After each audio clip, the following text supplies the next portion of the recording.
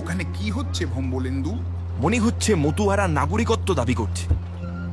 দলিত হিন্দু, তাও আবার বাঙালি, এদেরকে শায়েস্তা করতেই হবে।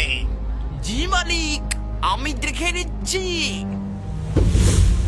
সবাই সিএ এর মধ্যে দিয়ে পাবে নাগরিকত্ব।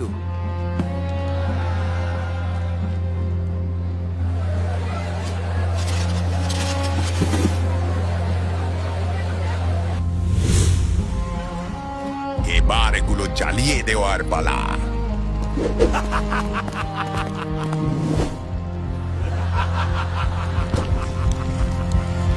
ওরা সবাই বাংলাদেশী। আমাদের ঠকালো গো।